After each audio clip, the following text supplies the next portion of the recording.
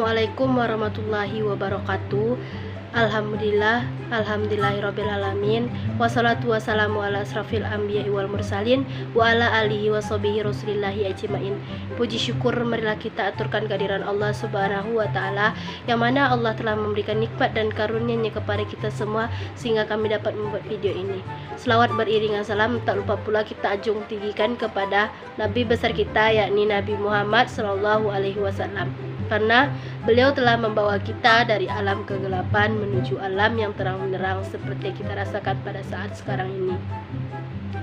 Baik, yang terhormat kepada Ibu Irmawita, kami di sini akan mempresentasikan hasil dari diskusi kelompok kami, yaitu yang berjudul faktor yang mempengaruhi perkembangan permasalahan pendidikan, yaitu yang beranggotakan ada 4 orang. Saya sebagai moderator yang bernama Anissa Fitri dengan NIM 22005004.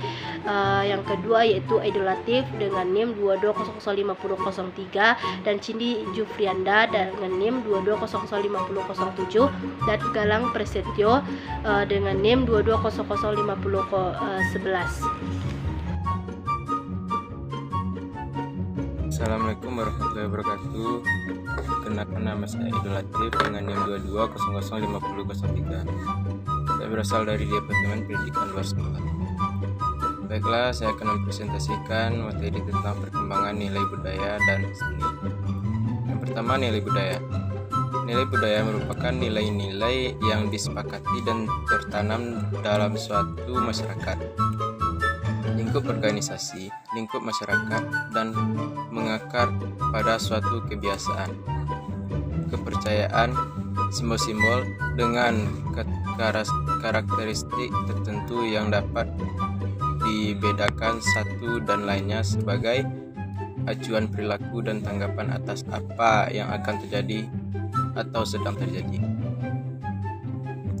Yang kedua yaitu nilai seni. Pengembangan kualitas seni secara terprogram menuntut tersedianya sarana pendidikan. Disinilah timbulnya masalah pendidikan kesenian yang mempunyai fungsi begitu penting, tetapi di sekolah-sekolah saat ini menduduki kelas 2.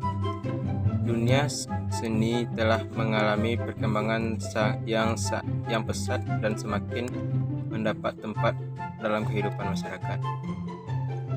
Baik, lanjut yang B, yaitu laju pertumbuhan penduduk.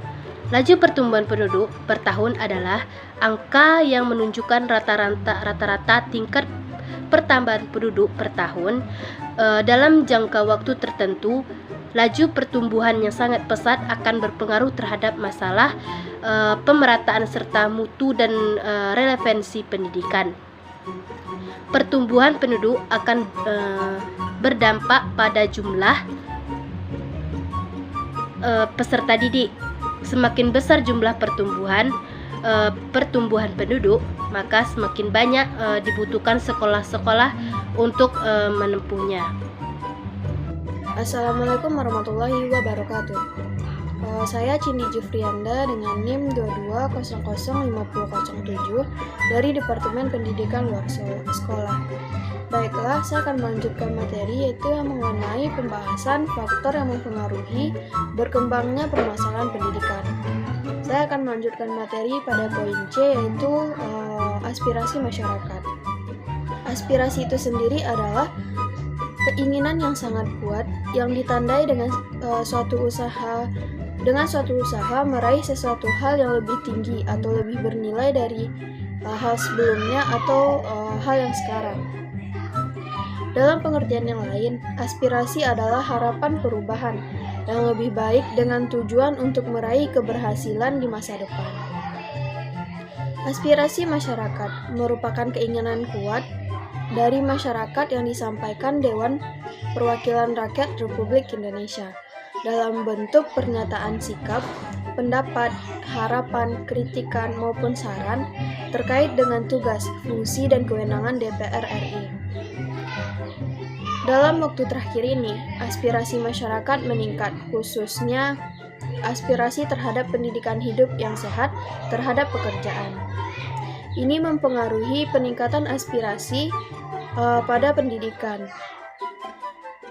Orang-orang akan mulai berpikir untuk dapat hidup dengan layak dan sehat, serta harus ada pekerjaan yang menopang dan pendidikan yang memberikan jaminan untuk memperoleh pekerjaan yang lebih layak dan tetap.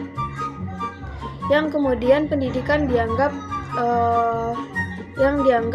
dapat memberikan jaminan untuk meningkatkan taraf hidup.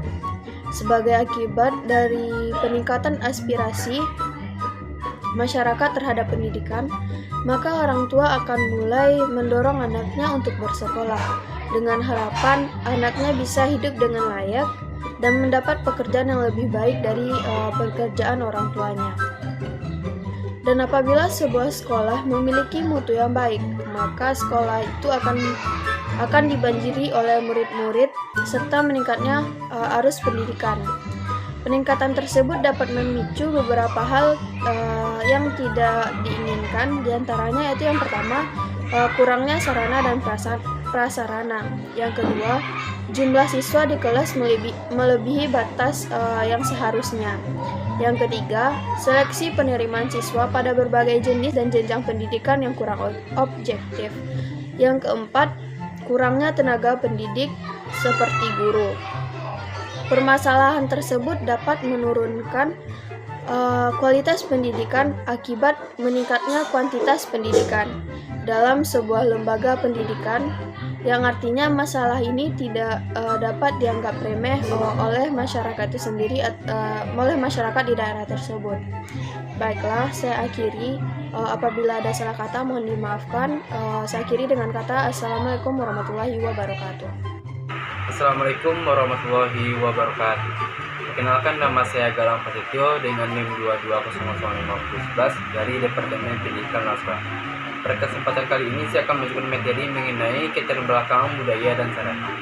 Keterbelakangan budaya merupakan istilah yang diberikan oleh sekelompok orang yang merasa sudah maju ke masyarakat pendukung budaya lain. Namun bagi masyarakat pendukung budaya, kebudayaan dipandang sebagai sesuatu yang bernilai dan baik, apakah budaya itu tradisional maupun ketinggalan zaman. Masyarakat umumnya yang berada di daerah terpencil yang berekonominya lemah dan kurang terdidik akan mengalami keterbelakangan atau ketinggalan budaya atau sarana pendidikan. Keadaan ini jelas akan menyebabkan masalah bagi pendidikan. Permasalahannya yaitu seperti bagaimana cara untuk menyadarkan mereka tentang keterbelakangan atau ketinggalan, serta bagaimana cara menyediakan sarana dengan baik.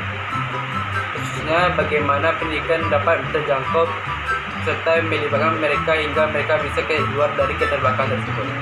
Itu saja yang dapat saya sampaikan. Bila ada kata yang salah, mohon maaf. Assalamualaikum warahmatullahi wabarakatuh.